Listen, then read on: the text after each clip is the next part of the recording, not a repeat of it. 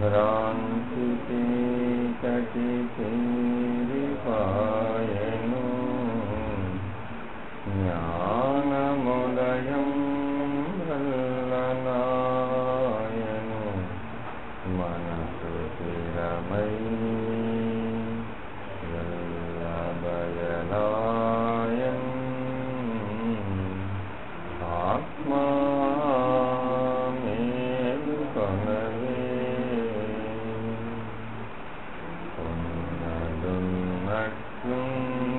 ఉన్నదున్నట్లుండిపాయన్ విన్న కన్నది లేకపాయన్ ఎన్నగాయి ఎరుకమూలము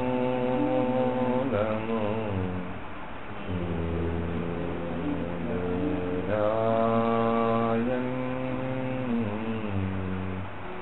ఆత్మా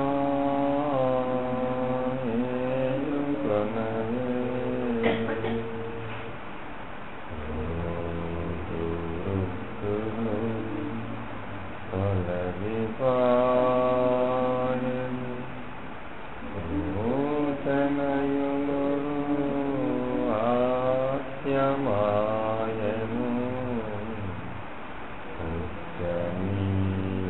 ఉచ్చనీచంబనిది పలుకులు కొత్తవైపాయన్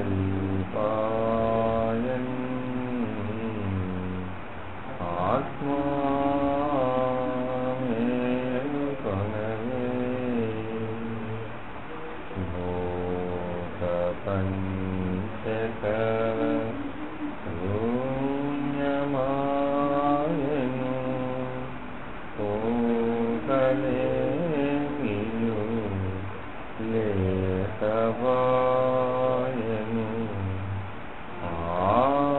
ఆకటంబులు పారివాయను పరమ పదమాయన్ ఆత్మా మేలుకొనవే బయలై తెల్లనాయన్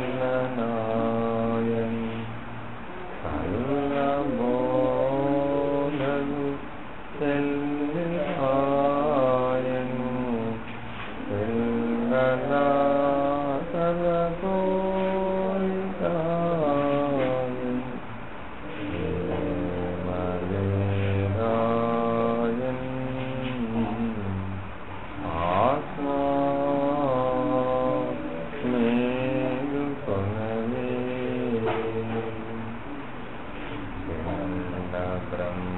బ్రహ్మాండముల నుండెడి దండి అహముల తెలివిపాయను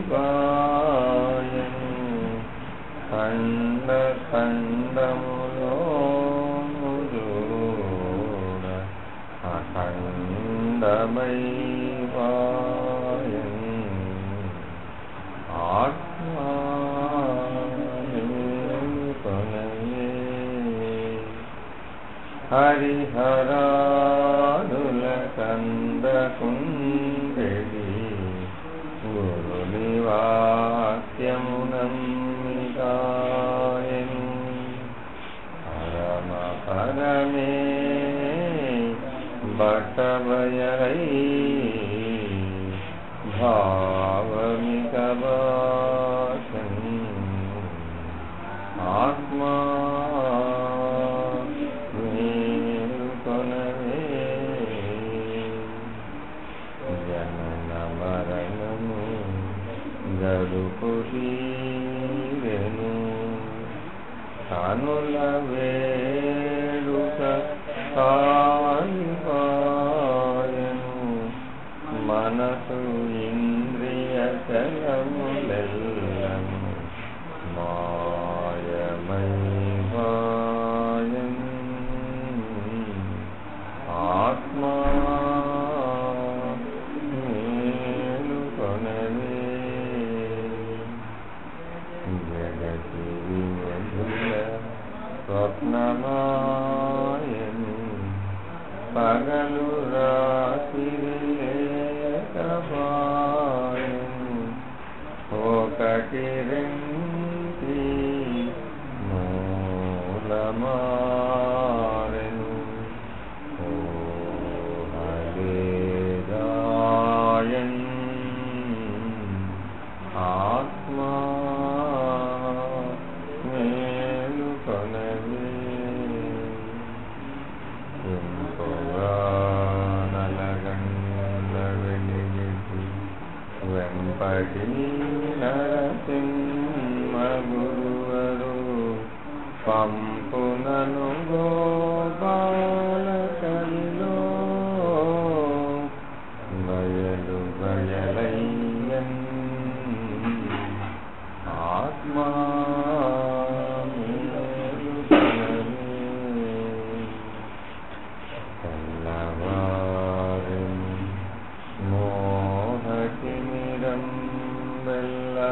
వెల్లబాయను జ్ఞానముదయం వల్ల ప్రబలం తన మనసెల్ల స్థిరమాయన్ ఆత్మా మేలుకొనవే మూడు గుణములు మునిగిపాయను ఏడు ధాతులెను తగచెను ఏడయేమియు లేకపాయను ఎరిగినే కొనవే ఆత్మా మేలుకొనవే అష్టతనువులు అడవి బట్టెను అష్టమదముల హానికమనగెను కష్ట సుఖముల కాంక్షనీరెను ఘనత మేల్కొనవే ఆత్మా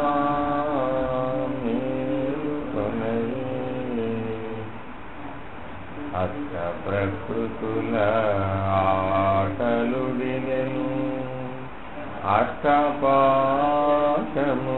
పుడెమీడెను ఇష్టమేమియు లేకపాయను ఈ పుడెమేల్కొనవే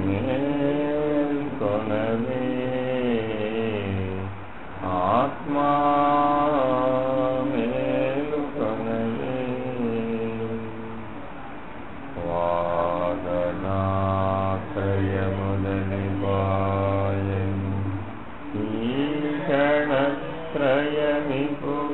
త్రయమిపుగలీనెను విన్నదేమియు లేకపాయను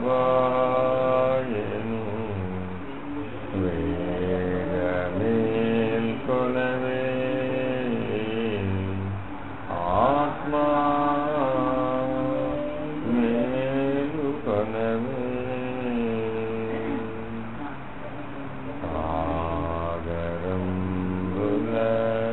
తప్పులు దిగెను వాదభేదము వదలిపాయను నాదమప్పుడే నశ్యమాయను నయమి మేల్కొనవే ఆత్మా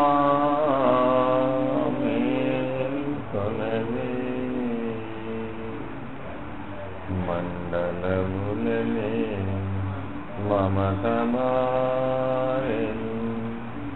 కొండల తలి కూలిపాయను పండు వెన్నెల భావమాయను నరగమేల్కొనవే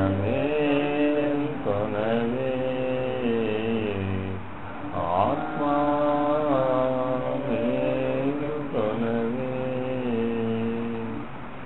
మనసు బుద్ధియు మరలగనియను మానిపాయను జనన మరణము మమతయేమియు లేకపాయెను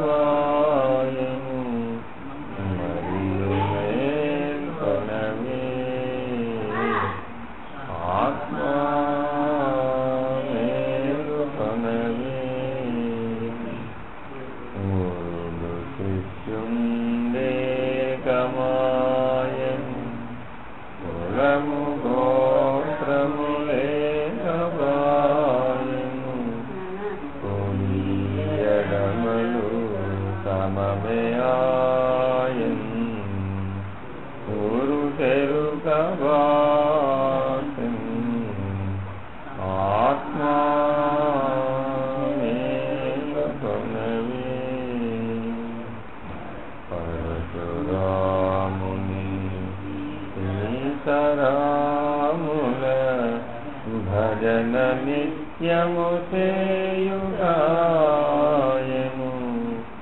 వాగుగా శేషం అభావము బయలులో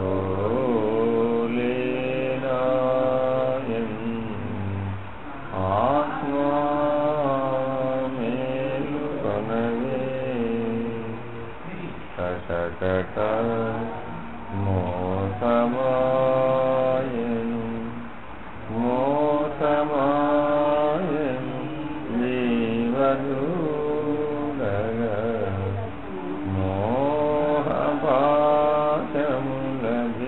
మోహపాశములధికమాయను కాటి చందగ చేతనీ గతి కర్మమే వందు నీవా మేలుకొనవే కల్పశతముల కన్నమికి కాలమాయను తిరిగి దూరగా అల్ప సుఖమని కలలో మునియుతూ ఆడుతున్నావు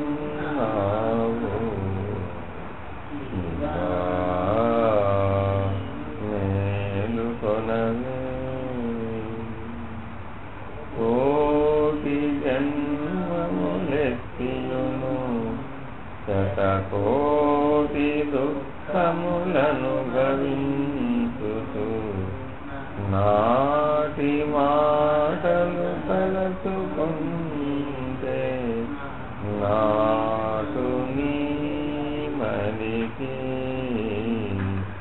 నీవా మేలుకొనవే తిరువదుకవి ఆరు నూరులు జరుగు హంసలు తరుగునాయు హరిహరాదులు వచ్చి నిలచిన ఆలుడి తను నివా మేలుకొనవే లేనిపోయి దుఃఖజాలములో పడి చెడిపోతుంది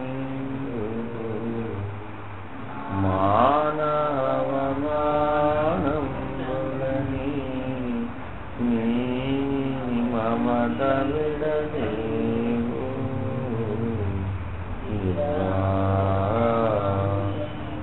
మేలుకొనవే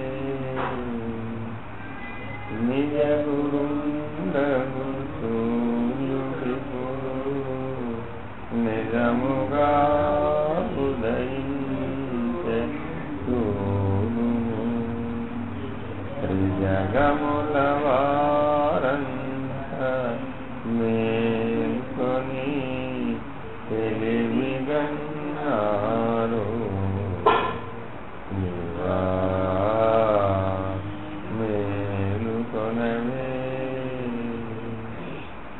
బట్ట బయలు గురుజూసిన అటులే కను కొడని అందున పట్టు విడువక ముట్టు మరువక నిజమై పోవే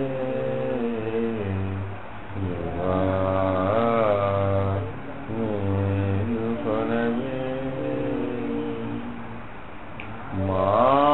మాయతనువై మాయతానై మాయ పనులను చేయుతును మరి మాయతన మర్మం గణనే మాయమై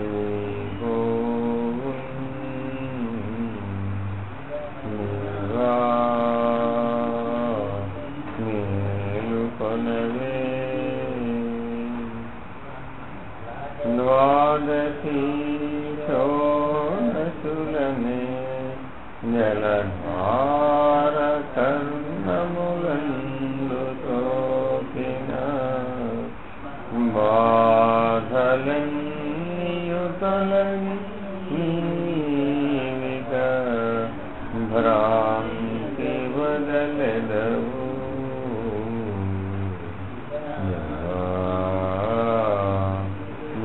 మేలుకొనవే భాగవత శ్రీ కృష్ణదేశిక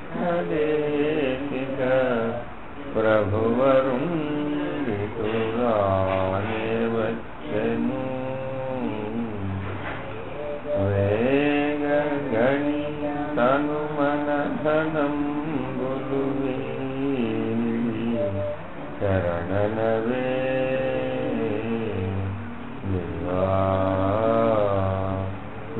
మేలుకొనవే ఈలుఖానా శంకరుండని పిలచి ప్రభువరుండేలినారట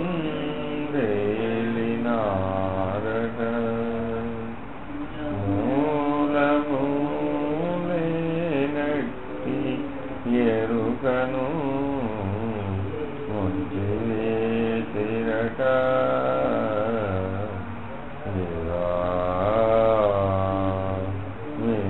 మేలుకొనవే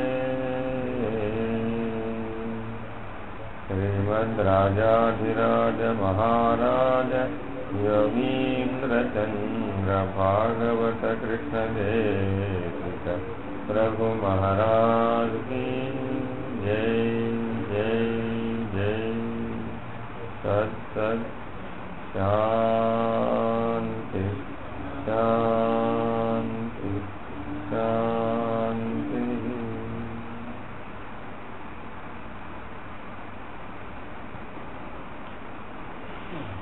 साई राम।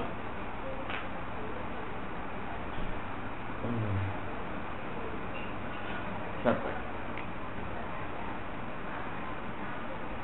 ఏమైనా అడుగుతారా?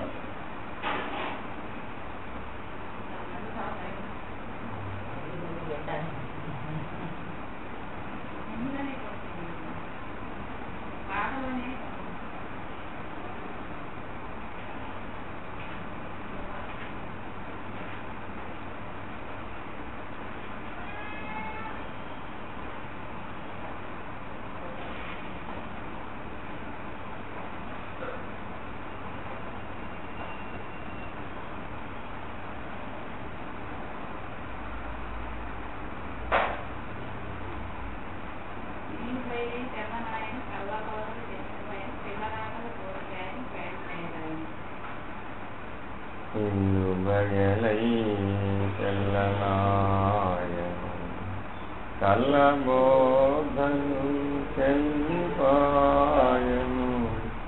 పిల్లలాటల పోలికాయను ప్రేమలేదాయన్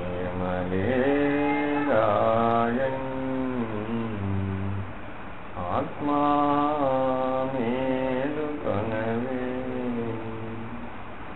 ఇల్లు అంటే మేము అర్థంలో ఏమిటి?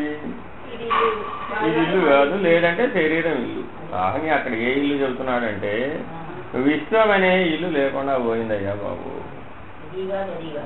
విశ్వం అనే ఇల్లే లేకుండా పోయి బయలైపోయిందంట.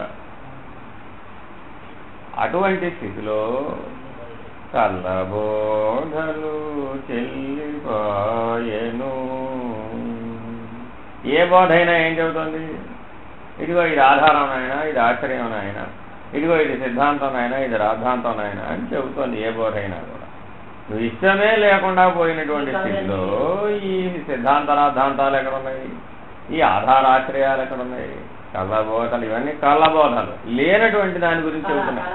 కళ్ళ అంటే లేనిది, లేని దాని గురించి మాట్లాడతారు. లేని విశ్వంలో గురించి వివరించేటటువంటి బోధలు ఇవన్నీ కూడా. విశ్వమే లేనిది, అటువంటి లేని విశ్వాన్ని గురించి బోధిస్తున్నాయి ఇవన్నీ కూడా. అటువంటి కళబోధలు చెల్లిపోయాను. ఇంకా వినేదేమిటి? లేకుండా పోయినాయి. లేని బోధలు లేకుండానే పోయినాయి. ఇప్పుడు ఏమిటంటే ఈ విశ్వం ఎట్లా కనబడుతుంది? ఈ స్థితిలో విశ్వం ఎలా కనబడుతుంది అయ్యా నాకు అంటే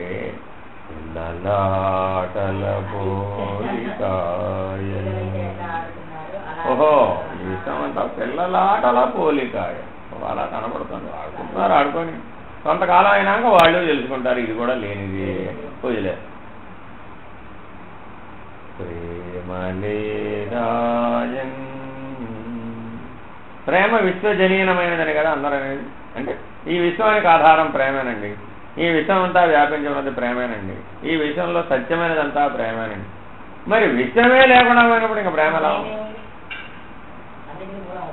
అది కాబట్టి ప్రేమలేరాయన్ ఆత్మా మేలుకొనలే. అది ఇప్పుడే మీకు అందే అంశం కాదు. ఆత్మ ఆ స్థితిలో మేలుకోవాలండి. రోజు ఉదయం మేలుకునేటప్పుడు ఆత్మ ఆ విశ్వమే లేనటువంటి స్థితిలో మేలుకోవాలి. అది ఆ స్థితి నుంచి అన్నీ ఉత్పన్నమైనవి. ఏమీ లేని స్థితి నుంచి అన్నీ ఉత్పన్నమైనయండి. ఆ ఏమీ లేని స్థితిలో ఏదైతే మిగిలి ఉన్నదో అదే ఉన్నది. ఎల్లకాలం అదే ఉంటుంది. దాంట్లో ఏ మార్పు ఉండదు. ఈ విశ్వమే లేకుండా ఉన్నప్పుడు కూడా ఒకటి ఉన్నది. ఆ ఉన్నదేదో ఉన్నది. దానికి ఏ వ్యక్తీకరణ లేదు, దానికి మార్పు లేదు. విశ్వం రావడం వల్ల దాంట్లో ఏ మార్పు చెందలేదు. విశ్వం పోవడం వల్ల కూడా ఏ మార్పు చెందటం లేదు. ఎల్లకాలం ఒక తీరుగా శాశ్వతంగా ఉన్నదేదో అదే సత్యం. అదే నువ్వు ఏ పేరు దానికే ఏ పేరు పెట్టుకున్నా దాని పేరు అచరం, కదలదు. విశ్వం చెల్లిస్తుంది, కదులుతుంది. అర్థమైందండి? మనం మాట్లాడుకునేవన్నీ కదిలేదు అంటారు. కదలనేదే మాట్లాడదు, తిరగదు, కరగదు, మరుగదు, విరుగదు. అదేమన్నా తిరుగుతుందే? తిరగదు. కరుగుతుందే? కరగదు. విరుగుతుందే? పెరగదు. మరుగదు. మనలాగా ఏమీ మాట్లాడదు. శాశ్వతమైనది, శుద్ధమైనది, బుద్ధమైనది, నిత్యమైనది, సనాతనమైనది, అనంతమైనటువంటిది, ఎల్లకాలం ఒక్క తీరుగా ఉండేది. అది అచలం, కదలదు. అదే ఎప్పటికైనా ఆ స్థితి. ప్రతి దేవాలయంలో విగ్రహం కదులుతోందా? ఏం బోధిస్తోంది ఇప్పుడు? ఎందుకు అలా పెట్టారు ఆ విగ్రహాలని? నాయన ఈ విశ్వమంతా ఏ స్థితి నుంచి వచ్చింది? కదలని స్థితి నుంచి. కదలని స్థితి దాని మీద ఏర్పడింది. అట్టి కదలని స్థితే సత్యమైనటువంటిది. ఎప్పటికైనా దేని తెలుసుకోవాలి నువ్వు? ఎప్పటికైనా దేని తెలుసుకోమని చెప్తుంది విగ్రహం? కదలని స్థితి గురించి తెలుసుకోవయ్యా. కదలని స్థితి, స్థిరంగా మాట్లాడు. కదలని స్థితి. నువ్వు కదిలే స్థితిలో ఉన్నావు, నన్ను ఆశ్రయిస్తున్నావు కాబట్టి నేను నీకు ఆశీర్వచనం చెబుతున్నా. ఏమిటి? నా వలె నువ్వు ఉండు, ఆ విగ్రహం వలె నువ్వు ఉండు. ఏది స్వీకరించమాక, ఏమీ చేయమాక. ఎన్నన్నా ఏదన్నా జరగనిది. ఆ విగ్రహం ముందు ఎన్ని జరిగినా కూడా ఏమైనా మాట్లాడుతుందా? ఏమైనా స్వీకరిస్తుందా? ఏమైనా సమాధానం చెబుతుందా? స్థిరం అంటే సాపేక్షం, అంటే కదలికల ద్వారా ఆగిపోవడం. ముందు కదులుతూ ఉంది, తర్వాత ఆగింది, అప్పుడు స్థిరమైంది అన్నావు. అసలు కదలనే కదలదు కాదు, దాంట్లో కదలికలే లేవు. ఇంకా స్థిరమే ఉంది. నువ్వు కదులుతూ ఉంటే ఆగితే స్థిరం.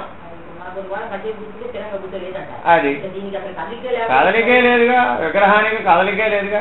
కాబట్టి ప్రతి దేవాలయంలో విగ్రహం ఏం బోధిస్తాడు? ఒకే బోధే చెప్తున్నది. శివుడైనా, రాముడైనా, దేవుడైనా, అమ్మైనా, అయ్యైనా, ఎవడైనా ఏ విగ్రహమైనా నీకు బోధిస్తుంది, ఒకే బోధ చెబుతోంది. ఏమిటయ్యా?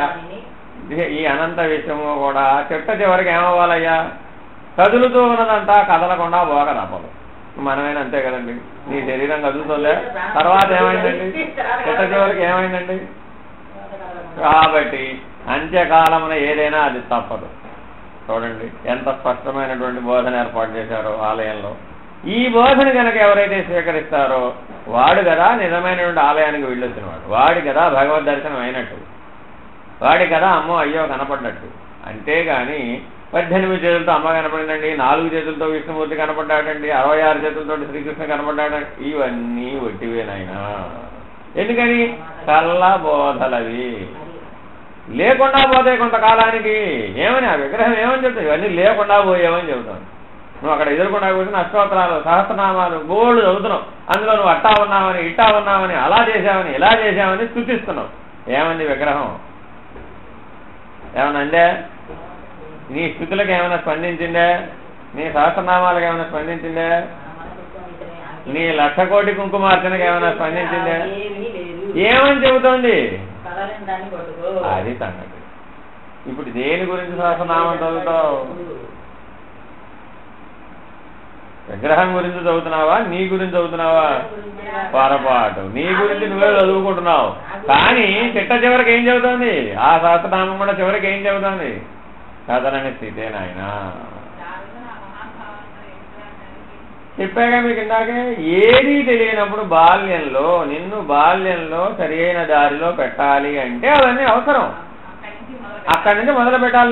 నీకు అన్నీ ఎప్పుడు నేర్పారు? ఇవన్నీ బాల్యంలోనే నేర్పారు. అప్పుడు ఏం తెలుస్తుంది నీకు? ఈ మాట చెప్తానండి, ఎట తెలుస్తుంది మీకు? నీకు 8 ఏళ్ల వయసు 10 ఏళ్ల వయసు పూర్వకాలంలో విద్యాభ్యాసం ఎప్పుడు?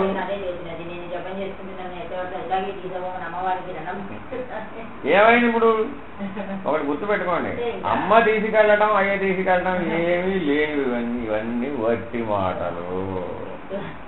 సత్యాన్ని తెలుసుకోనంత వరకు నీవే సత్యము, నీలో ఉన్న ఆత్మస్వరూపమే సత్యము అనే జ్ఞానంతో నువ్వు శరీరాన్ని విడవాలి. అంతేగాని అమ్మ తీసుకుపోవడం అయ్యే తీసుకుపోవడాలు ఏమీ లేవు, వచ్చి ఇవన్నీ. ఏమైందట? అంటే ఇక్కడ ఒక అంశం ఉందండి. అంటే అట్లా చెబితే తెలుస్తుందా? అట్లా చెబితే అసలు తెలియదు.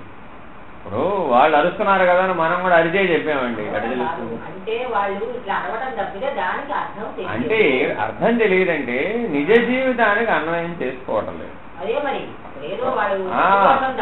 అంటే ఏమైందట ఇప్పుడు? అందుకే ఏం చెబుతున్నాడు? బోధించటం కూడా పొట్టకూటి విద్యలు అయినాయి. అది వేదాంతంతో ఆత్మానుగతమైనటువంటి జీవితాన్ని, ఆత్మానుసారమైనటువంటి జీవితాన్ని, పరమాత్మని దృష్టిలో పెట్టుకుని జీవితాన్ని జీవించడానికి ఉపయోగపడవలసిన విద్య భోజనానికి ఉపయోగపడింది. అయితే ఒక అంశం ఉంది, జీవికి ఏదో ఒక ఆధారం అవసరమే, ఆహార సంపాదనకి నీకు ఏదో ఒక మార్గం అవసరమే. కానీ అదే సత్యం కాదు. ఎట్లా అయితే వీడికి ఇహలోక విద్యలు సత్యం కావో, పరలోక విద్యలు ఇహలోకానికి ఉపయోగపడతాయి, ఉపయోగపడకపోవు. కానీ అదే సత్యమై ఊరుకుంటే భ్రాంతి కలిగింది. అట్లా భ్రాంతి చెందకూడదు. ఆ భ్రాంతి వదిలేయి. ఆత్మ పరమాత్మ యొక్క సత్యమైన అనే భావనలో నువ్వు నీ జీవితంలో జీవించు. అప్పుడేమైంది? అంతటా నీకేం కనపడింది? ఆ పరమాత్మే కనపడుతున్నాడు, ఆ ఆత్మస్వరూపమే కనపడుతుంది. అది దేహాత్మగా ఉన్నా, అంతరాత్మగా ఉన్నా, పరమాత్మగా ఉన్నా, సూత్రాత్మగా ఉన్న ఆత్మకి 4 స్థితులు ఉన్నాయండి. అది ఆఖరి స్థితి. ఇప్పుడు అక్కడ మాట్లాడుతుంది అది. విశ్వమే లేదన్న స్థితిలో ఉన్నటువంటి స్థితి పేరు సూత్రాత్మ. అలాంటి సూత్రాత్మ దాకా మాట్లాడుతున్నారు అందులో. ఆ మేలుకొలుపులో ఎక్కడ దాకా మాట్లాడుతున్నారంటే 4వ స్థితి. ముందు చిన్నది దేహాత్మ, అది జీవుడు అనమాట. దానిపైదేమిటి? అంతరాత్మ. దానిపైదేమిటి? పరమాత్మ. దానిపైదేమిటయ్యా? సూత్రాత్మ. పరమాత్మ కూడా విశ్వం అంతా వ్యాపించి ఉన్నాడు, అంతవరకు ఆయన పని. విశ్వమే లేదయ్యా, అప్పుడేమిటి? అది సూత్రాత్మ. లేనెరుక, దాని పేరే లేనెరుక. ఎరుకనే ఎరుకే లేకుండా పోయింది. ఎరుకే లేనట్టు విశ్వం ఉన్నది అనేటటువంటి ఏదైతే స్థితి ఉన్నదో అది ఎరుక. విశ్వమే లేదంటే లేనెరుక. అర్థమైందండి? విశ్వమే లేనిది అయిపోయినప్పుడు ఎరుకే లేదు. ఎందుకని? ఉంటే కదా గుర్తించడం, ఉంటే కదా గుర్తించడం. విశ్వమే లేదన్నప్పుడు ఇంకేమైనా గుర్తించే అవకాశం ఉందా? కాబట్టి గుర్తు అంటే ఎరుక.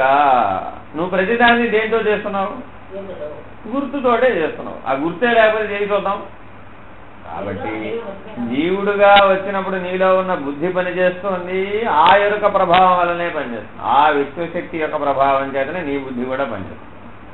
ఆ విశ్వశక్తి ప్రభావం చేతనే నీలో ప్రాణం పనిచేస్తుంది. ఆ విశ్వశక్తి ప్రభావం చేతనే నీలో ఇంద్రియాలు పనిచేస్తుంది.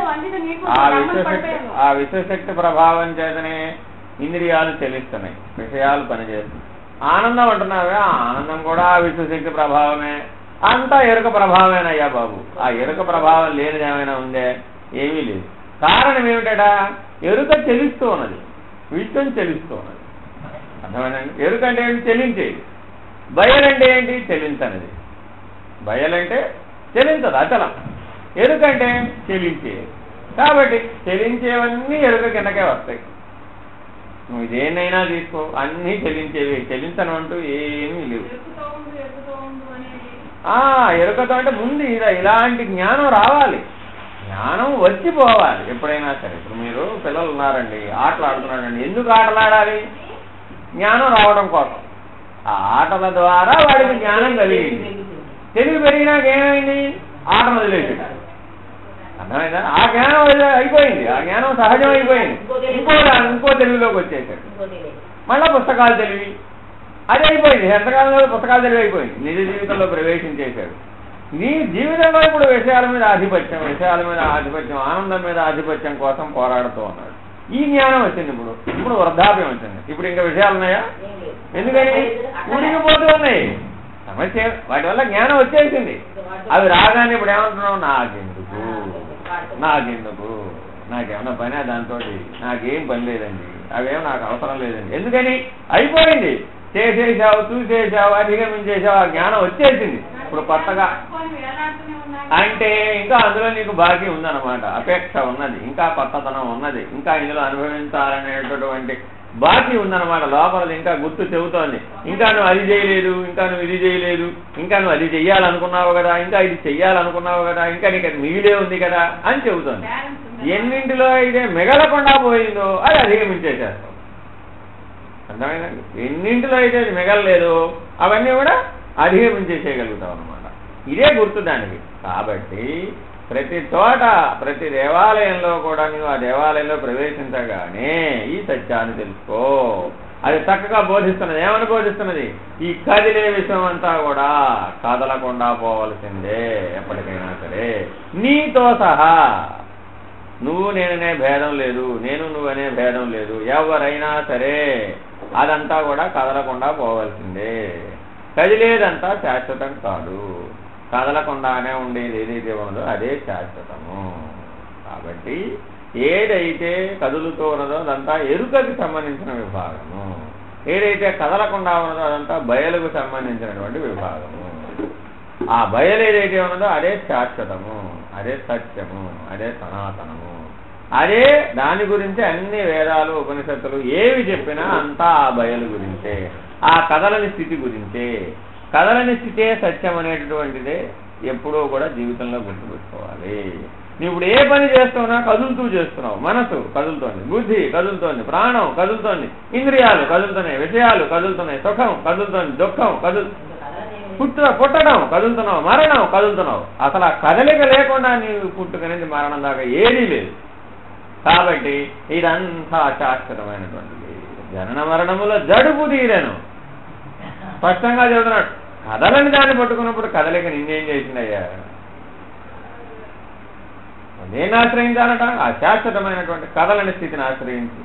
అప్పుడు ఈ కదలికలన్నీ ఏమైపోయినాయట? లేకుండా పోయినాయి. తల్లి గర్భంలో కదలటం మొదలుపెట్టిన దగ్గర నుంచి పోయిన తర్వాత కూడా కదులుతూనే ఉంది. ఏం పోయింది? స్థూలం పోయింది, సూక్ష్మం కదులుతూనే ఉంది. అది ఎక్కడికి పోయి వచ్చింది? అది కదులుతూనే ఉంటుంది. కారణం అలాగే కదులుతోంది, మహాకారణం అంతకంటే కదులుతోంది. ఎందుకని? స్థూలంలో ఉన్నటువంటి ప్రాణ మనోబుద్ధులు సూక్ష్మం, అవి కదులుతూనే ఉన్నాయి. స్థూలం విడిచిపెట్టిన తర్వాత కూడా సూక్ష్మంలోనే ఉంటుంది. అది ఎక్కడ దానికి సాగు పుట్టుకలు లేవు. అంటే అది మళ్ళా ప్రాణ మనోబుద్ధులు పంచభూతాలు అలాగే ఉంటాయి, అవి ఎక్కడికి పోవు. మళ్ళా ఉపాధిని ధరించేస్తాయి, మళ్ళా శరీరంలో ధరించేస్తుంది. ఇప్పుడు శరీరం పేరు రామలక్ష్మి, ఇప్పుడు శరీరం పేరు జయమ్మ, ఇప్పుడు శరీరం పేరు మరొకటి, ఇప్పుడు శరీరం పేరు విద్యాసాగర్, మరొకటి ఇంకోటి. శరీరానికే ఇవన్నీ కానీ ప్రాణ మనోబుద్ధులకు పేర్లు లేవు. నీలో ఉన్న ప్రాణానికి పేరుందా? లేదు కదా. నీలో ఉన్న మనసుకు పేరుందా? లేదు కదా. బుద్ధికి పేరుందా? దానికి అంతకంటే లేదు. శరీరానికే పేరు. ఎవరు చేశారయ్యా అంటే నిజంగా చేస్తున్నదేమో ప్రాణ మనోబుద్ధులు, శక్తేమో శరీరానికే. అర్థమైందండి? అసలు చేస్తున్నది ఎవరు? ఆ ప్రాణ మనోబుద్ధులు, సూక్ష్మం. తప్పంతా ఎక్కడుంది? ఇప్పుడు ఆ సూక్ష్మంలో ఉంది. అంటే సమస్యను ఎక్కడ పరిష్కరించాలి? సూక్ష్మంలో పరిష్కరించాలి, స్థూలంలో పరిష్కరిస్తాను. ఏమైంది ఇప్పుడు? నేరం ఒకటిదే, శిక్ష ఒకటికి. కారణం ఏమిటట? నిన్ను దాన్ని ఎవడు ఆశ్రయించమన్నాడు? నీ తెలివేమైంది? నువ్వు దాన్ని తప్పుదారి పట్టే దాన్ని ఎందుకు ఆశ్రయించాలి? ప్రాణ మనోబుద్ధులని సక్రమంగా నడపాలి కదా. నువ్వు ఎటు నడపాలి? కదలని దాన్ని ఆశ్రయించమని దాన్ని నడపాలి. కదిలే సూక్ష్మాన్ని, కదలని స్థితిని ఆశ్రయించమని చెప్పాలి దాన్ని. కానీ నువ్వేం చెప్పావు? కదిలే శరీరాన్ని ఆశ్రయించమని చెప్పావు. ఏమండి? ప్రాణ మనోబుద్ధులు ఎందుకు శరీరంలోకి వచ్చాయి? అసలు తమ కదలికను పోగొట్టుకోవడానికి, తమ మూలమైనటువంటి కదలని స్థితిని తెలుసుకోవడం కోసం శరీరంలోకి వచ్చాయి. ఎందుకని? అవి సూక్ష్మంగానే ఉంటే తెలుసుకునే తెలివి లేదు కాబట్టి. వాటికి ఆ వ్యక్తీకరణ లేదు కదా, మరి అనుభవం లేదు కదా. అనుభవం లేదు కాబట్టి అనుభవం కావాలంటే శరీరం కావాలి. ఏ అనుభవం కోసం వచ్చాయి? తమ కదలికలను పోగొట్టుకునే కావలసినటువంటి సాధనామయ శరీరం కోసం, పనిముట్ల కోసం వచ్చినాయి. శరీరం పనిముట్లుగా పనిచేయాలి. కానీ ఏమైపోయింది ఇప్పుడు? శరీరమే సత్యమై కూర్చుంది. అందువల్ల ఏమైపోయింది? అన్ని వాపలు శరీరానికి పెడుతున్నాం. ప్రయోజనం ఏముంది? దీనికే ఉపవాసాలు, దీనికే అన్ని దీనికే. ఏమన్నా ప్రయోజనం ఉంటాయా? ఏమిటి ప్రయోజనం? ఇంద్రియాలు క్షీణించిపోతున్నాయి. అంతకుమించి ఆ ఉపవాసం వల్ల ఏం ప్రయోజనం లేదు. కాబట్టి సాధకుడైన వాడు ఏం చేయాలి? నిత్యోపవాస దీక్షను పట్టవయ్యా. జీవితకాలం దీక్షలు పట్టు. ఈ 1 రోజు, 2 రోజులు, 40 రోజులు, 30 రోజులు, 3 సంవత్సరాలు, 2 సంవత్సరాలు ఏం పడతావు? పట్టదలుచుకుంటావా? వచ్చావుగా శరీరంలోకి, మళ్ళా పోయే వరకు పట్టు. ఈ వచ్చిన శరీరం పోయే వరకు నువ్వు పోవడం అనేది ఎప్పటికీ లేదు. ఎందుకని? ప్రాణ మనోబుద్ధులకే జనన మరణాలు లేవు. నీకెలా ఉన్నాయి? నువ్వుంటే తప్ప ప్రాణ మనోబుద్ధులు పనిచేయవే. నీ ఉనికి వల్లనే ప్రాణ మనోబుద్ధులు పనిచేస్తున్నా. ఆధారం నేను. ఆధారం ఎప్పుడు నేను. నా మీద ఆధారపడి ప్రాణ మనోబుద్ధులు పనిచేస్తున్నాయి. ప్రాణ మనోబుద్ధుల మీద ఆధారపడి శరీరం పనిచేస్తుంది. కాబట్టి ఎవరు పుట్టిపోయే అవకాశం ఉంది? శరీరం పుట్టిపోయే అవకాశం ఉంది. ఎందుకని? నాకు తావు లేదు, పుట్టుక లేదు. ప్రాణ మనోబుద్ధులకు అంతకంటే లేదు. కేవలం పనిముట్లకు ఉన్నాయా బాబు? కాసే పనిముట్లు వచ్చినాయి, పని చేసినాయి, పోయినాయి.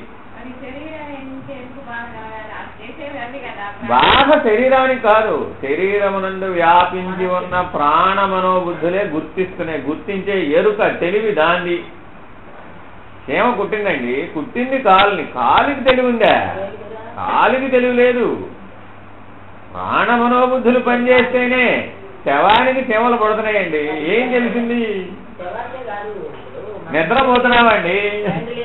అసలు నిద్రపోతున్నావు, నేనే తీసుకో. ఏముంది? ప్రాణ మనోబుద్ధులు పనిచేసినంతసేపే నీకు ఏదైనా తెలిసేది. ఆ ప్రాణ మనోబుద్ధులు పనిచేయకపోతే ఏదీ లేదు. కాబట్టి నీ యందు అనుభవిస్తున్నదంతా ప్రాణ మనోబుద్ధులే. ఈ శరీరంలో ఉన్న ఇంద్రియాలనే పనిముట్లను ఉపయోగించి అనుభవాన్ని సంపాదిస్తున్నదంతా ప్రాణ మనోబుద్ధులే. శరీరం కాదు. ఆ శరీరం కేవలం పనిముట్టు. గిన్నె లాంటిది అది. గిన్నె లాంటిదంటే ఆ గిన్నె తప్ప దాంట్లో ఏమి లేదు. గిన్నె అన్నం అవుతుందా? ఎప్పటికీ అవ్వదు. నువ్వు ఎన్నిసార్లు దాన్ని పొయ్యి మీద పెట్టినా లోపల బియ్యం ఉడకండి, గిన్నె అన్నం అవుతుందా? గిన్నె అన్నం అవుతుంది కదా. ఆ ప్రాణ మనోబుద్ధులు లేనిదే ఈ గిన్నెకి ఏమిటి ప్రయోజనం? కానీ ప్రాధాన్యత అంతా దేనికి ఇష్టం? ఇప్పుడు పోహాయే అక్కడ పోయిందనమాట. పనిముట్టుకు ప్రాధాన్యత ఇచ్చి పనిముట్టును రాజును చేసేవు. నీ ప్రాణ మనోబుద్ధులు అసలు దేని తెలుసుకోవాలంటే ముందు దానికి ఆధారమైన నేను తెలుసుకోవాలి. ఆ నేను పరమాత్మను తెలుసుకోవాలి. చూడండి ఎట్లా ఉందో రహస్యం. నేననే అంతరాత్మ. నేననేది ఏంటి? అంతరాత్మ. అది ప్రాణ మనోబుద్ధుల్ని ఆజ్ఞాపించగలిగే సామర్థ్యం ఉన్నటువంటిది అనమాట. ఎందుకని? ఆ నేను ఉంటే తప్ప ఈ ప్రాణ మనోబుద్ధులు పనిచేయవు. అంతరాత్మ ఉంటే తప్ప ఈ ప్రాణ మనోబుద్ధులు పనిచేయవు. అంతరాత్మ ఏం తెలుసుకోవాలంటే పరమాత్మను తెలుసుకోవాలి. అంతరాత్మ ఈ ప్రాణ మనోబుద్ధులకి పనిముట్లుగా వాడుతోంది. ఆ ప్రాణ మనోబుద్ధులు శరీరాన్ని పనిముట్టుగా వాడుతున్నాయి. ఈ అంతరాత్మ ఇదేం నిమిత్తం ఈ రెండింటినీ వాడుతుందయ్యా అంటే పరమాత్మను తెలుసుకునే నిమిత్తమే వాడుతుంది. కానీ ఏమైపోయింది, ప్రాణమనోబుద్ధులు శరీరాన్ని ఆశ్రయించగానే ఈ అంతరాత్మతో సహా శరీరమే సత్యమనేటువంటి భ్రాంతులు కూరుకుపోయింది. పరమాత్మ భావాన్ని మర్చిపోయి ఈ శరీరం నేను ఎందుకు తెచ్చుకున్నాను, అసలు శరీరం తెచ్చుకున్నాననే భావనే లేకుండా పోయింది, శరీరమే నేనైపోయింది. ఎందుకని అందుకు అంటున్నాడు, అందులో రెండు భాగాలు ఉన్నాయి. శరీరంతో కలిసి పనిచేసే భాగం ఒకటి ఉంది, సాక్షి భాగం ఒకటి ఉంది. అదే అంతరాత్మలో వ్యవహరించడం కోసమని సగభాగమేమో చైతన్య భాగం శరీరంలో కలిసి పనిచేస్తుంది, అందులోనే సాక్షి భాగం ఒకటి ఉంది, అదేమో గమనిస్తూ ఉంది. గమనించే సాక్షి ఏమైపోయాడు, గుర్తించకుండా పోయాడు. కాబట్టి ఏమైపోయింది, శరీరంతో కలిసిపోయినటువంటిదే సత్యమైపోయి ఈ శరీరంలో ఉన్న ఇంద్రియాలు పనిచేసేదే సత్యమైపోయి స్థిరమైపోయి ఉన్నది అన్నమాట. అట్లా ఎప్పుడైతే స్థిరమైపోయి ఉన్నదో చివరికి ఏమైంది, శరీరమే సత్యంగా మారిపోయింది. అట్లా శరీరమే సత్యం కాకుండా ఉండాలి అంటే నీవేం చేయాలయ్యా, నీవు ఈ సత్యాన్ని గ్రహించు. శరీరం తెచ్చుకున్నా నేను, మళ్ళా శరీరం విడిచిపెడతాను. ఒక పని నిమిత్తమై ఒక పనిముట్టును తెచ్చావండి మీ ఇంట్లో, పని కాగానే దీన్ని పడేస్తున్నాం, అంతేనా కదా? అట్లాగే పరమాత్మని తెలుసుకునే నిమిత్తమై అంతరాత్మ ఈ పనిముట్టును తెచ్చుకున్నదండి. ఆ పనిముట్టుతో పని అయిపోయిందండి, ఇచ్చిన అవతల పారేసినంతే, దానికి ఏం లెక్కాదమా లేదు. ఎందుకని, ప్రాణమనోబుద్ధులు అంటేనే లెక్కాదమా లేదు, దానికి సూక్ష్మం అంటేనే దానికి లెక్కాదమా లేదు. ఎందుకని, నేనుంటేనే సూక్ష్మం పనిచేస్తుంది, నేను లేకపోతే సూక్ష్మం పని చేయలేదు. నేను సర్వసాక్షిని, నేను ఆత్మస్వరూపాన్ని. ఈ అంతరాత్మే లేకపోతే ఆ ప్రాణమనోబుద్ధులు పని చేయలేవు. అంతరాత్మ ఆధారం, ప్రాణమనోబుద్ధులు ఆధేయం, ఆశ్రయం అనమాట. ఆశ్రయం ఎవరు, అంతరాత్మ. దాని మీద ఆధారపడినది ఏది, ప్రాణమనోబుద్ధులు. ప్రాణమనోబుద్ధుల ఆధారం, దాని మీద ఆధారపడినది ఏది, శరీరం. కాబట్టి ఏది ఆధారమో దాన్ని ఆశ్రయించాలి. ఈ మూడింటికి కూడా ఆధారం ఏది, పరమాత్మ. ఈ మూడు ఎవరి మీద పరమాత్మ మీద ఆధారపడున్నాయా బాబు? అది పరమాత్మ మీద అంతరాత్మ ఆధారపడి ఉన్నది, అంతరాత్మ మీద ప్రాణమనోబుద్ధులు ఆధారపడి ఉన్నాయి, ప్రాణమనోబుద్ధుల మీద శరీరం ఆధారపడి. ఇప్పుడు మనం అసలు ఎవరిని పట్టుకోవాలి, పరమాత్మను పట్టుకోవాలి. అసలు లెక్క ప్రకారం నువ్వు శరీరం ఎందుకు తెచ్చుకున్నావు, ఆ పరమాత్మ స్థితిని తెలుసుకోవడం కోసమని శరీరం తెచ్చుకున్నావు. కానీ దేన్ని పట్టుకున్నావు, పనిముట్టును పట్టుకున్నావు.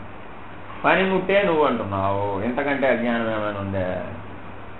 నీదైనటువంటి స్వస్థితి స్వరూప జ్ఞానం ఏమిటి, అంతరాత్మ.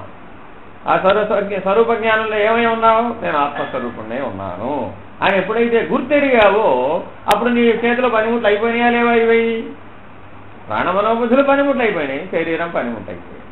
నేనెవరిని, నేను ఆత్మస్వరూపుణ్ణి. ఇప్పుడు ఏం చెబుతాను, ప్రాణమనోబుద్ధులు ఒక ఇట్లా చెయ్యి అట్లా చెయ్యని నీకు సూచన చెబుతున్నాయి, అలా పో ఇలా పో అంటుంది లోపల నుంచి. అవేమిటి, ప్రాణమనోబుద్ధులు. నేనెవరిని, నేను ఆత్మస్వరూపుణ్ణి గమనించేవాడను. వాటిని గమనిస్తున్నాను. ఓహో, ఇప్పుడు ఇది చేయాలా వద్దా? చేయమని ప్రేరణ, ప్రేరణ ప్రేరణ శరీరం చేయటం, శరీరమేమో చేయటం, ప్రేరణేమో ప్రాణమనోబుద్ధులు, గమనించేవాడు అంతరాత్మ. ఇప్పుడు ఎక్కడ ఉండాలి నువ్వు, అసలు గమనించేవాడు స్థానంలో ఉండాలి. కానీ ఎక్కడికి వచ్చేసావు, ప్రేరణలోకి వచ్చేసావు. ఇంకేం చేశావు, చేతలోకి వచ్చేసావు. ఇప్పుడు ఏమైంది, అంతరాత్మ అసలు ఏమైనా చేస్తుందా, చేయటం లేదుగా. ఏం చేసినా ఎవరు చేశారు, శరీరం చేస్తారు. కాబట్టి వాతలు ఎవరికి పెట్టాలి, శరీరానికే పెట్టాలి. అందుకని శరీరానికే శిక్ష వేస్తాం. కనీసం అట్లా అయినా తెలుస్తుందేమోనని. కానీ అజ్ఞానపూర్వకంగా చేస్తున్నావు కదా, ఎలా తెలుస్తుంది? శిక్షణనివ్వాలి. శిక్ష వేస్తే లాభం లేదు, ట్రైనింగ్ ఇవ్వాలని, శిక్షణనివ్వాలి, అభ్యాసం చేయాలి. అభ్యాసం చేసి నేను ఆత్మస్వరూపుడని స్థిరపడాలి. కానీ నేను దాన్ని నిలువున కోదండ వేస్తానండి, తలకిందులుగా వేలాడతానండి, ఒంటికాల మీద నిలబడి, ఇవన్నీ ప్రయోజనం లేదు నాయన. ఇవన్నీ శిక్షలు. ఈ శిక్ష వేస్తే ప్రయోజనం ఉందే, ఈ శిక్ష వేస్తే ప్రయోజనం లేదు. శిక్షణనివ్వాలి, ఇంద్రియాలకు శిక్షణనివ్వాలి, ప్రాణమనోబుద్ధులకు శిక్షణనివ్వాలి. నేనెవరిని, నేను ఆత్మస్వరూపుని, నేను గమనించేవాడను. నేను మేలుకొనున్నంతసేపు కూడా నీవు ఏమి చేయజాలవు. ఎలాగా, నువ్వు ఎట్లా అయితే మేలుకొని ఉంటే కుక్క ఎలా అయితే లోపలికి ఇంట్లోకి రాదో. ఈ ఉపమానం ఎందుకు చెబుతున్నాడు కుక్కకి వాసనాబలం చాలా ఎక్కువ. అది ఎక్కడున్నా కూడా వంటింట్లో ఉన్నటువంటి ఆహార పదార్థాన్ని తెలుసుకోగలిగిన సామర్థ్యం కలిగినటువంటిది కుక్క. అలాగే మన ప్రాణ మనోబుద్ధులు కూడా దేనికి వశమై పనిచేస్తున్నాయట? వాసనా బలానికి లోనై పనిచేస్తున్నాయి. అంతరాత్మ వాసనా బలానికి లోనయ్యే అవకాశం లేదు. ఎందుకని? అది సాక్షిస్తాం. దేని వాసనా బలానికి ఏది లోనై ఉన్నదట? ప్రాణ మనోబుద్ధులు లోనై. ఆ వాసనా బలమే వ్యక్తీకరించబడినప్పుడు 3 గుణాలైనవి. అర్థమైందండి? వాసనా బలం అంటే ఏమిటయ్యా? శరీర వాసన, దేహవాసన, శాస్త్రవాసన, లోకవాసన. ఏం చేసినా నీ జీవితం మొత్తం అంతా ఈ 3 కోసమే. పెళ్లి చేసుకున్నావండి, దేనికోసం? దేహవాసన, శాస్త్రవాసన, లోకం. 3 కనపడుతున్నాయా లేదా? శరీరానికి సుఖం కావాలంటావా? దేహవాసన. కాదండి, లోకం కోసం నేను సృష్టిని పునరుత్పత్తి కార్యక్రమంలో భాగమండి అంటావా? లోకవాసన. కాదండి, శాస్త్రార్థం మేరకు 5 రోజులు పెళ్లి చేశానండి అన్నావా? శాస్త్రవాసన. కాబట్టి ప్రతి పనిలో కూడా ఏమున్నాయి? ఈ 3 ఉన్నాయా లేవా? లేని ఏదో చూపెట్టు. ఇదే వాసనాత్రయం అంటే. అర్థమైందండి? వాసనాత్రయం అంటే ఏమిటి? శాస్త్రవాసన, లోకవాసన, దేహవాసన. నిద్రపోతున్నామండి, నిద్రపోయే పని తీసుకో. నిద్రపోయే పనులు ఏమున్నాయి? ఉందా లేదా? దేహవాసన. ఎందుకని? నిద్రపోకపోతే దేహం పనిచేయదురా బాబు, విశ్రాంతి లేకపోతే దేహం పనిచేయదురా నాయన అనే భావం చేత లోపలికి పోయావు. అప్పుడు దేహవాసన. నేను ఆత్మస్వరూపం, నేను గమనిస్తాను. నిద్రని కూడా నేను గమనించేవాడను. నిద్ర ఇంద్రియాలకే కానీ నాకు కాదయ్యా. నిద్ర ఇంద్రియాలకే కానీ నాకు కాదు. నేను ఆత్మస్వరూపుడను, అవస్థాత్రయానికి సాక్షిని అనే పద్ధతిలో నిద్రలోకి వెళ్ళేవయ్యా. అప్పుడేమైంది? నిద్ర కూడా జ్ఞానమే అయింది. అదే పద్ధతిలో మరణంలో కూడా ఉంటావు. మరణం ఎవరికయ్యా? ఇంద్రియాలకయ్యా, నాకు కాదు కదా. నేను సాక్షిని కదా, మరణానికి కూడా సాక్షిని. పుట్టుకలో సాక్షిగా ఉన్నవాడిని మరణంలో సాక్షిని కాదా? ఎందుకని? నేనే లేకపోతే శరీరం ఎట్లా ఏర్పడింది తల్లి గర్భంలో? ముందు ఏది ఏర్పడింది? తల్లి గర్భంలో నేనున్నాను. జీవుడనే నేను ఉండబట్టి నాకు ఆధారము ఆశ్రయం కావాల్సిందని నేనే కొమ్మరికి పురుగు వలె, ఆ సాలె పురుగు వలె గూడెట్టా అల్లాను. ఈ ఇంద్రియాలను అట్లా అల్లాను. సాలె పురుగు అలటలా అల్లుతోంది గూడుని. అట్లాగే నేను కావాల్సిన జీవితం భవిష్యత్తులో నా అనుభవానికి ఎటువంటి ఇంద్రియాలు కావాలో అటువంటి ఇంద్రియాలను తల్లి గర్భంలో అల్లుతున్నాను. సాలెపురుగును ఊరికే ఉదాహరణ చెప్పడం లేదండి. జీవుడికి ఆ సాలెపురుగు ఎట్లా అయితే తనలో నుంచే ఆ పురుగుని దారాన్ని తీసి తన గూడు నల్లుకొని అందులోనే ఉండి ఆహారాన్ని అందులోనే సంపాదించుకొని అక్కడే వస్తుంది. ఆ సాలెపురుగు అదే. ఈ జీవుడు కూడా అంతే. తల్లి గర్భంలో ఉన్నటువంటి జీవ పదార్థాన్ని ఉపయోగించుకుని తనలో ఉన్న శక్తిని ఉపయోగించి ఆ ఇంద్రియాలను నిర్మించింది. నిర్మించిన ఇంద్రియాల్లోనే జీవుడు అలాగే ఉంది. అక్కడే ఆహారాన్ని సంపాదించుకుంది, అక్కడే ఆనందాన్ని సంపాదించుకుంది. అదే సత్యం అనుకుంది, అక్కడే సత్యం. ఇప్పుడు మానవ జీవితం శరీరమే సత్యం అంటే దేనితో సమానంగా జీవిస్తున్నావు? సాలె పురుగు వలె జీవిస్తున్నావయ్యా. అదే గూట్లో చిక్కుకొని జీవిస్తున్నావు. ఎవరు నీకు జైలు సృజించలే, ఎవరు నీకు బంధాలు సృజించలే, ఎవరు నీకు కష్టాలు కలిగించటలే, ఎవరు నీకు దుఃఖాలు కలిగించటలే. నీ జీవితం అంతా ఇతరుల మీద నిందించిందంతా ఒట్టి వృధా. ఇతరులు ఎవరు కారణం కానే కాదు. ఎందుకని? నువ్వు ఈ సాలెపురుగు వలె జీవిస్తున్నావు. తల్లి గర్భం నుంచి మరణం వరకు కూడా మొత్తం జీవితం అంతా సాలెపురుగు వలె అదే వాసనా బలంతో జీవిస్తున్నావు.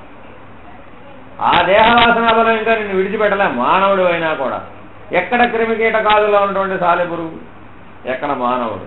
84 లక్షల జీవరాశులలో అంతకంటే ఉత్తమమైనటువంటి జన్మలు ఎన్నో అనుభవించి ఆనాటి క్రిమికీటక దశని ఇంకా వదులుకోలేకపోతే చూడండి మానవుడు ఏం ప్రయోజనం? ఇంత ఉపాధి, ఉత్తమమైన ఉపాధి కలిగి ఏమైనా ప్రయోజనం కలిగిందా? ఏం ప్రయోజనం లేదు కదా. తల్లి గర్భంలో ఇంద్రియాలు ఎట్లా ఏర్పడుతున్నాయి? జ్ఞానమే లేదు. ఆ ఇంద్రియాలు ఎట్లా ఏర్పడుతున్నాయి? ఆ సాలెపురుగు ఎట్లా అయితే నిర్మిస్తుందో అలా ఏర్పడింది.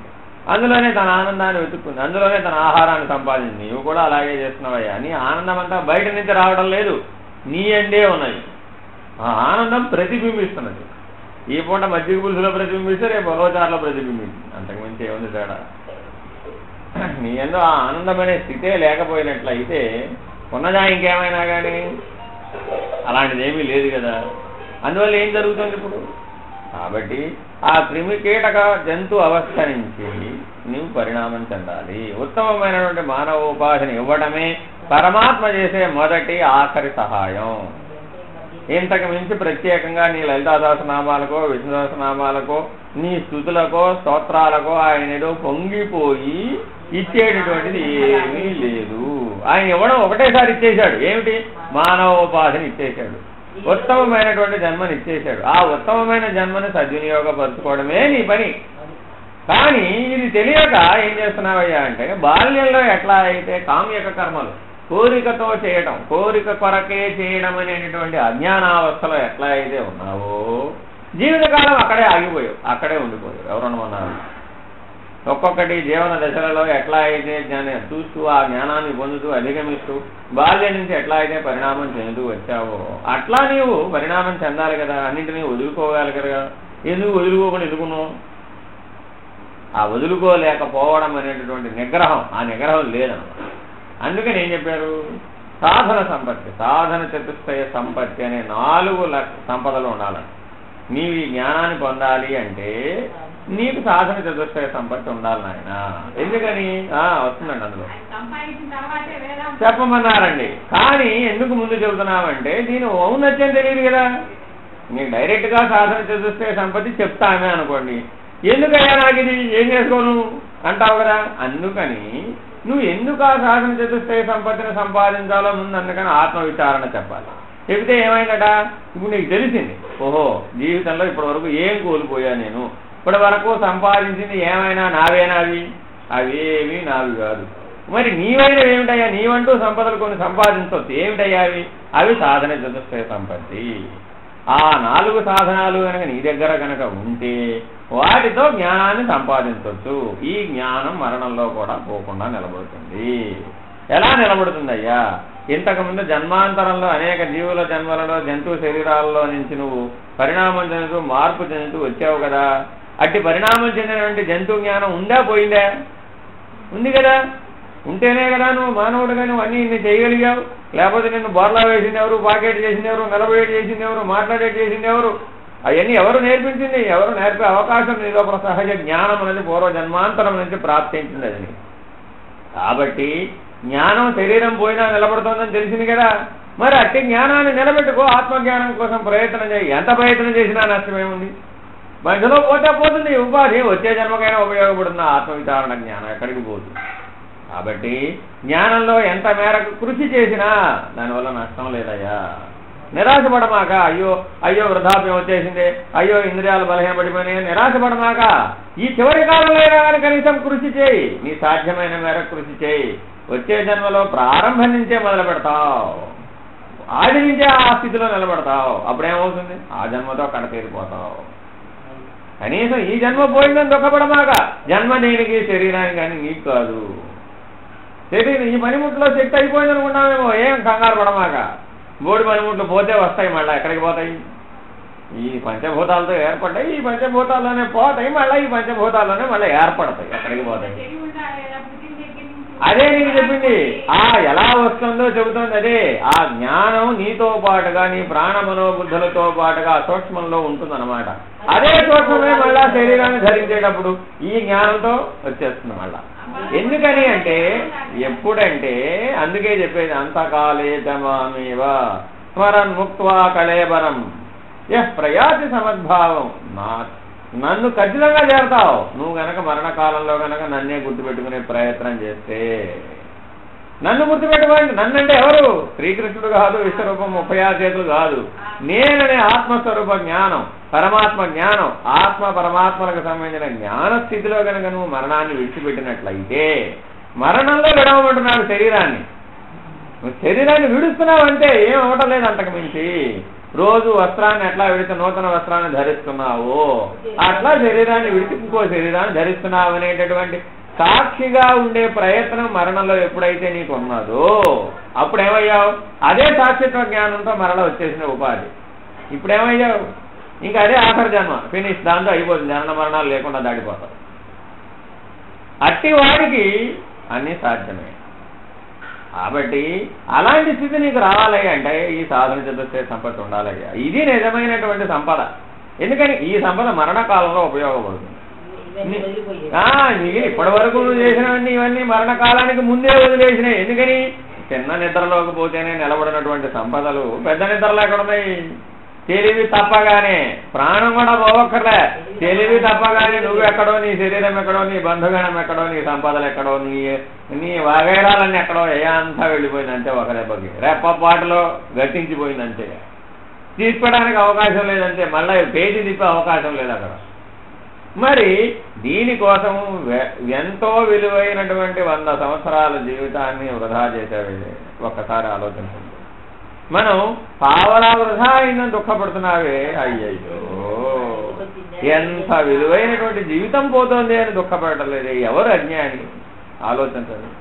తోటకూర కట్ట కోసం వాడితో పావలా బేరం ఆడతావే కానీ అయ్యో జీవితం పోతుంది, జ్ఞానం లేకుండా పోయింది, అజ్ఞానం వచ్చింది, 40 ఏళ్ళు 50 ఏళ్ళు గడిచిపోయినాయి, ఏనాడో ఈనాడో మరణం ఎప్పుడు వస్తుందో, ఏనాడు ఈ జీవితం పరిసమాప్తం అయిపోతుందో, పొందవలసింది పొందలేకపోయాది. అయ్యయ్యో ఎంతో విలువైన మానవ ఉపాధి నేలపాలైపోయింది. ఎన్నో జన్మలు, ఎన్నో లక్షల సంవత్సరాల పాటు జంతు ఉపాధిలో తిరిగి తిరిగి తిరిగి తిరిగి అన్ని లక్షల సంవత్సరాల పాటు పరమాత్మని వేడుకుంటే పరమాత్మ ఇచ్చిన దయతో వచ్చిన మానవ ఉపాధి ఇది.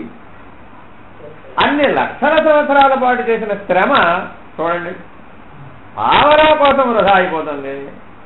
వెలలేనటువంటి ధనం కోసం, దానికి వెల ఎవరు వచ్చింది? మనం ఇస్తే విలువ వచ్చింది. దానికి ఏముందండి? మనం ఈనాడు చెప్తున్నటువంటి విలువైన వస్తువులను ఇవన్నీ ఎవరిచ్చావు? వాటికి విలువ ఎలా వచ్చింది? నువ్విచ్చావు, ఆపాదించావు. దానికి పరమాత్మ ఉంది, అవి ఏ మూలకి? ఈ విశ్వం ఉంది, ఏ మూలకవి? ఆ విశ్వానికి సంబంధించిన జ్ఞానాన్ని పొందితే పరమాత్మకు సంబంధించిన జ్ఞానాన్ని పొందడానికి అర్హత ఉన్నటువంటి ఉపాధి లభించింది, పనిముట్లు లభించినాయి. కానీ ఆ పనిముట్లతో ఏం చేస్తున్నావు? కంట్లో ఆపరేషన్ చేయడానికి సాధ్యమైన సునిశ్చితత్వం ఉన్నటువంటి పనిముట్టుతో బీరకాయలు జరుగుతుంటివి. ఏమిటంటే నాకు ఇదే వస్తుంటుంటివి. ఎంతకన్నా అజ్ఞానం ఏమైనా ఉందా? ఇప్పుడు దేనికోసం వాగేస్తావు? దేనికోసం దుఃఖిస్తున్నావు? అర్థం ఉంది ఏమైనా ఆ దుఃఖానికి? ఒకసారి ఆలోచించు. దుఃఖం కలిగినప్పుడల్లా ఈ మాటలు గుర్తు రావాలండి. అయ్యో నా జీవితం వృధా అయిపోయింది. దుఃఖం కలగగానే వెంటనే ఈ మాటలు స్ఫురించాలండి. దుఃఖం కలిగిందంటే అజ్ఞానం ఉంది, అహంకారం ఉన్నది, పోయింది. అయ్యో మళ్ళా పోయిందిరా బాబు. ఎంతకాలం, ఎన్నో సంవత్సరాల పాటు, ఈ 40 ఏళ్ళు 50 ఏళ్ల పాటు జీవితం అంతా ఇలాగే కదా పోయింది. ఈ వెలలేనటువంటి అంశాల కోసం, ఎందుకు కొరగాని అంశాల కోసం దుఃఖించి తినే చెబుతా చూడు. ఒక మనిషి బాధ పెడుతున్నాడు, చెబుతా చూడు, అది కూడా చెబుతా. అతని చేత నేను బాధించబడుతున్నాను అనేదే కదా. అతను ఎక్కడున్నాడు? నేను ఆత్మస్వరూపుడు, అంటే నేను అంతటా సర్వత్రా వ్యాపించి ఉన్నవాడు. అతనిలో ఉన్న అంతరాత్మ ఎవరు? నేనే. పరమాత్మ ఎవరు? నేనే.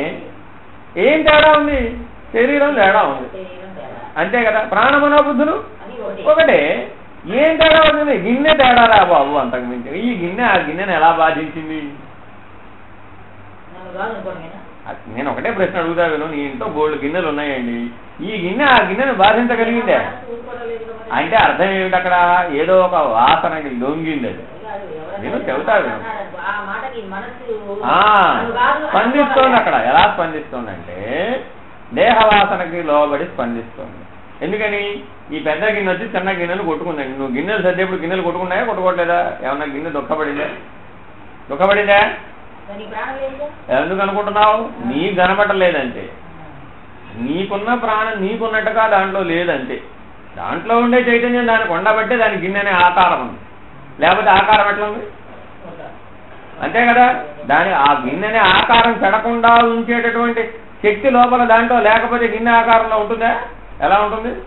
ఉండదు కదా. మరి కాబట్టి నీ యందు ప్రాణశక్తిగా ఉన్నది, దాని యందు చైతన్యం జడశక్తిగా ఉన్నది. ఆహా, నన్ను కాదనేది కాదు అక్కడ అంశం. అక్కడ గుర్తుపెట్టుకోవాల్సింది, అతడు నా ప్రతిబింబం. అతను ఎక్కడి నుంచో రాలా. నాలో ఉన్న ప్రాణమనోబుద్ధులలో ఉన్న రజోగుణమే, ఆహా, నా ప్రాణమనోబుద్ధుల్లో ఉన్న రజోగుణమే అతనిలో పనిచేస్తోంది. అతనిలో ఉన్న రజోగుణాన్ని నిద్రలేపుతోంది. అతను అలా ప్రవర్తించేట్టు చేస్తోంది. నా సూక్ష్మాన్ని ముందు సరిచేయాలి. నాలో ఉన్న ప్రాణమనోబుద్ధుల్లో రజోగుణాన్ని కనుక వదిలేసుకుంటే, నేను నాకు 3 గుణాలలో కనుక స్పందన లేకపోయినట్లయితే అతను అసలు అనే పరిస్థితే రాదు.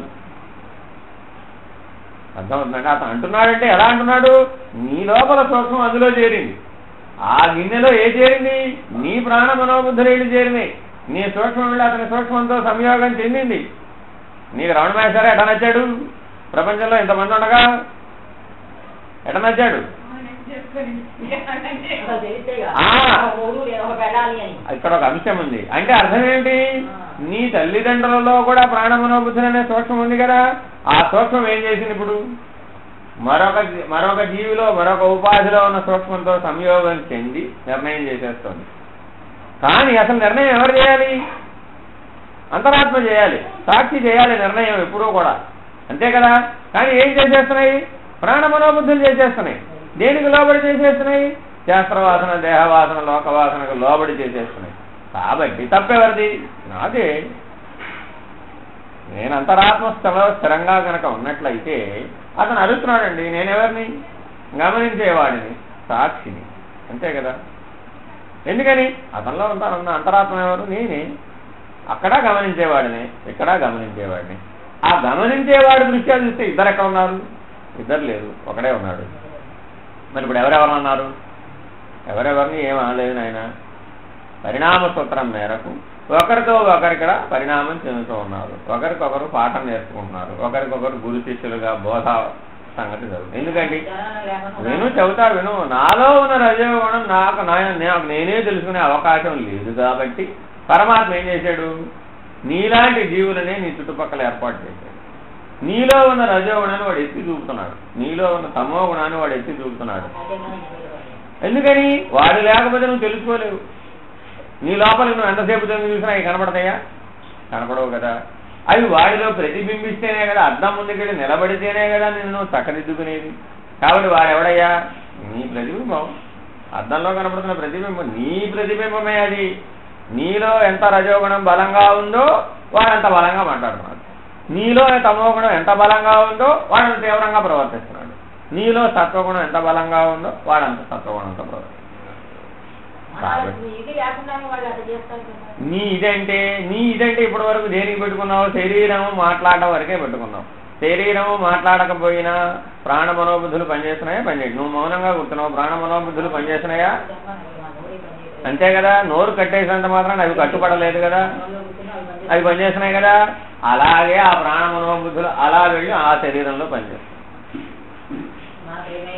ఏం పని లేదు. స్థూలంతో సూక్ష్మానికి ఏం పని లేదు. కళ ఉందండి, నీ కళ జరుగుతుందండి, నీ స్థూలానికి ఏమైనా పని ఉందా? అక్కడ కళ జరుగుతుందా లేదా? జరిగిపోతుంది. అట్లాగే మెలకువలో ఉన్నప్పుడు నువ్వు శరీరాన్ని మాత్రమే గుర్తిస్తున్నావు, కానీ శరీరం కంటే ముందు ఏది మేలుకుంది? సూక్ష్మం మేలుకుంది. ఈ స్థూలం కంటే సూక్ష్మమే ముందు మేలుకుంటున్నది. కాబట్టి సూక్ష్మం మేలుకున్నాకే కదా ఈ స్థూలం మేలుకుంటోంది. కాబట్టి ఈ స్థూలం పనిచేస్తుందంటే ఆ సూక్ష్మం పనిచేస్తేనే కదా. కాబట్టి ఈ సూక్ష్మం ఇప్పుడు ముందుంటుందా ఉండదా? ముందున్నప్పుడు మరి ఇప్పుడు ఏమైంది?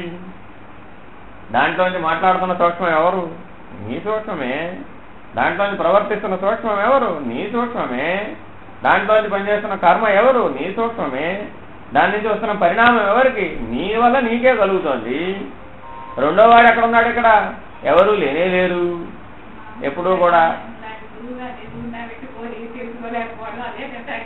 ఇక్కడ ఒక అంశం ఉందండి, ఎప్పుడూ కూడా మనం ఏంటంటే ఇతరులను వేరుగా చూడటమే ఇప్పటి వరకు మనం అలవాటు పడ్డాం. ఎందుకని? నేను వేరు నువ్వు వేరు, నేను వేరు నువ్వు వేరు, నేను వేరు నువ్వు వేరు. అలా కాదు. నీలో ఉన్న ప్రాణ మనోబుద్ధులు అక్కడ ఉన్న ప్రాణ మనోబుద్ధులు ఒకటే. ఎవరెవరన్నారు? ఎవరెవరన్నా లేదు. గిన్నెని అన్నదండి.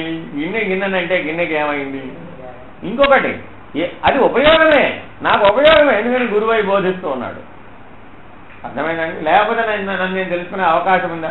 ఈ మనుషులే ఎవ్వరు లేరనుకోండి, ఏం తెలుసుకుంటావు? ఎలా తెలుసుకుంటావు? సాధ్యమేనా? నీ జ్ఞానం కలిగే అవకాశం ఉందా?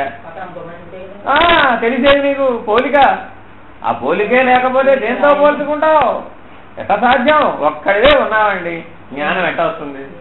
కాబట్టి పరమాత్మ ఎంత ముందు చూపుతోటి ఆలోచించి సృష్టిని రచించాడు. నీకు మొత్తం గురువులందరినీ నీ చుట్టూనే ఏర్పాటు చేశారు, ఎక్కడికో పోకుండా. తెలుసుకోగలిగే తెలివి జ్ఞానం నీ కనుక ఉన్నట్లయితే నీవే కదా సత్యం, నీవు సత్యమని సాక్షి అని తెలుసుకోవాలి అంటే వీళ్ళందరూ అవసరమేనా కాదా? అందుకే కదా నీ వాసనాబల ప్రభావం మేరకు వీళ్ళందరినీ ఏర్పాటు చేసుకున్నావు. ఒక్కొక్కడు ఒక్కొక్క ప్రతిబింబం. ఒకడు రజోగుణానికి ప్రతిబింబం, ఒకడు రమోగుణానికి ప్రతిబింబం, ఒకడు సత్వగుణానికి ప్రతిబింబం, ఒకడు సాక్షికి ప్రతిబింబం. అర్థమైందండి? ఇలాగా ఎందుకని అందరూ అవసరమే. నీ చుట్టుపక్కల అందరూ గురువులే, నీవు శిష్యుడవు. ఈ సృష్టి గురువు అయి బోధిస్తూ ఉన్నది, నేను శిష్యుడై సాధకుడై నేర్చుకుంటున్నాను అని ఎప్పుడైతే ఈ సృష్టిని గురువుగా స్వీకరిస్తావో ఆనాడు నువ్వు కడతేరట ఖాయము.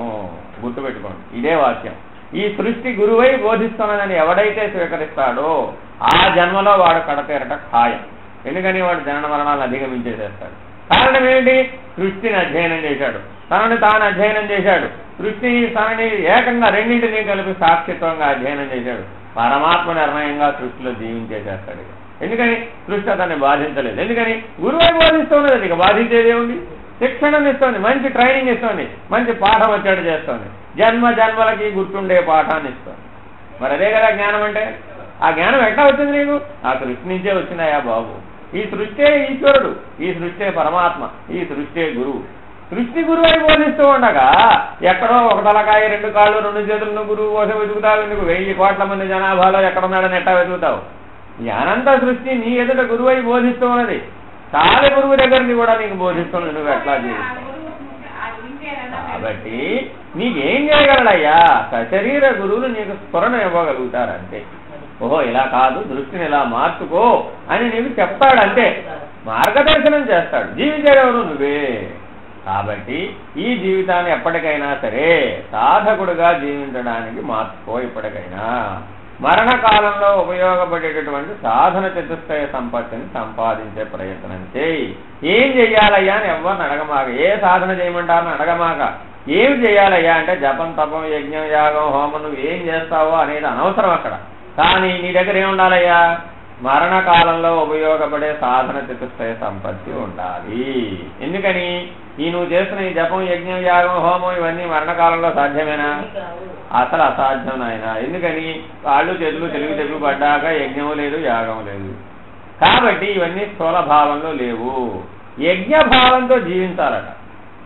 నీ శరీరమే హోమగుండం, నీ ఎందున్నటువంటి ప్రాణమే హవిస్సు, నీ ఎందున్నటువంటి మనస్సు, బుద్ధులే, నీలో వాసనా బలమే, సంస్కార బలమే సమిధలు. అందులో బయలుదేరినటువంటి అగ్ని వైశ్వానరుడు, నీ లోపల ఉన్న వైశ్వానరుడే అగ్ని. నీ వాక్కులే శ్రోతస్సు, నీకులో చెబుతున్నావే నాదం నీలో ఉన్నదండి. ఓంకార నాదం నీలో ప్రతిఫలిస్తున్నది. ఆ ఓంకార నాదం మేరకే నీలో ప్రాణం జరుగుతున్నది. ఆ ఓంకార నాదమే మంత్రం. ఇట్లా నీ యజ్ఞభావంలో నీ శరీరంలో యజ్ఞం జరుగుతున్నది. కానీ ఈ యజ్ఞాన్ని గుర్తించలేకపోతున్నావు. ఈ యజ్ఞాన్ని ఎవరైతే గుర్తించాడో నేనెవరిని ఇప్పుడు? ఆ యజ్ఞ పురుషుడైనటువంటి సాక్షిని, ఆ యజ్ఞ పురుషుడైనటువంటి బ్రహ్మను. ఆ యజ్ఞం ఎవరినైతే చేరుతుందో ఇట్లా జీవించేవాడు కదా సాక్షి స్వరూపుడు. ఇప్పుడు ఏది కాదు, అర్థమైందా? ఈ రకంగా ఎవరైతే జీవితాన్ని జీవించాడో ఇది యజ్ఞం చేయడం అంటే, ఇది సోమయాజిత్వం అంటే, ఇది మకర కుండలాలు ధరిస్తారు చూడండి. ఎందుకు ఆ మకర కుండలాలు? మకరం దేనికి గుర్తు? నీలో ఉన్నటువంటి 3 గుణాలకి గుర్తది. గజేంద్ర మోక్షంలో ఏనుగుని ఎవరు పట్టుకున్నారు? మొసలి పట్టుకుంది. ఆ మొసలి ఏమిటయ్యా? నీ మనస్సు. మనస్సు చివరికి ఏమైపోయిందట? కుండలములు, చెవులకు ఆభరణం. మనసు అనేది నా చేతిలో పనిముట్టాయా బాబు, ఇదిగో కుండలములు ఎట్టా అయితే. ఆయన పుడుతూనే ఆ జన్మనే కారణ జన్ముడుగా పుట్టాడు. సన్యాస నిమిత్తమై దాన్నే సంకల్పించాడు. అమ్మని అడిగాడు, బాల్యంలో సన్యాసం కాదండి ఆవిడ. కాదంటే ఏం చేయాలి మరి? ఇప్పుడు ఆవిడ ఒప్పించాలంటే ఒకటి కల్పించాడు అక్కడ, తను సంకల్పించాడు. ఆ సంకల్పమే మొసలి రూపంలో భ్రాంతి ఆవిడకి కలిగేటి చేశాడు. ఆవిడ కలిగేటి చేశాడు. అక్కడే మొసలు లేదు, పోడలేదు.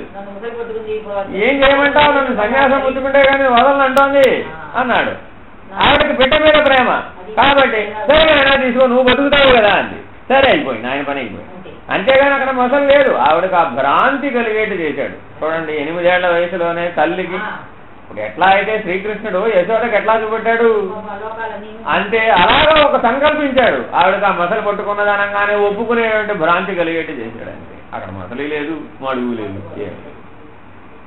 అలాగ వాళ్ళందరూ కూడా కారణ జన్ములు. అందుకని మనం కర్మజీవులం. కాబట్టి వాళ్ళకేంటి జన్మతః జ్ఞానం ఉంటుంది వాడికి, ఆ నిమిత్తమే వస్తాడు వాడు. అంటే ఉపాధిని ఎంపిక చేసుకోగలిగే సామర్థ్యం ఉంటుంది, తల్లిని ఎంపిక చేసుకోగలిగే సామర్థ్యం ఉంటుంది, అన్ని ఏర్పాటు చేసుకుని వస్తాడు ఉపాధిలోకి. మనం ఏం చేసాం, ఉపాధిలోకి వచ్చినాక ఏర్పాటు చేసుకున్నాం. వీళ్ళందరూ కారణ జన్మలమ్మ. వీళ్ళందరూ ఏంటి ముందే ఏర్పాటు చేస్తారంతా కూడా వాళ్ళకి కావాల్సిన కర్మను ఆశ్రయించి, వాసనా బలాన్ని ఆశ్రయించి నువ్వు తల్లిదండ్రులను ఎంపిక చేస్తావు, వాడు జ్ఞానాన్ని ఆశ్రయించి ఎంపిక చేస్తాడు. అది తేడా. సాక్షిత్వ జ్ఞానాన్ని ఆశ్రయించి ఎంపిక చేస్తాడు. అర్థమైందండి? సరే, నెక్స్ట్ క్లాస్ సాధన చతుష్టయ సంపత్తి.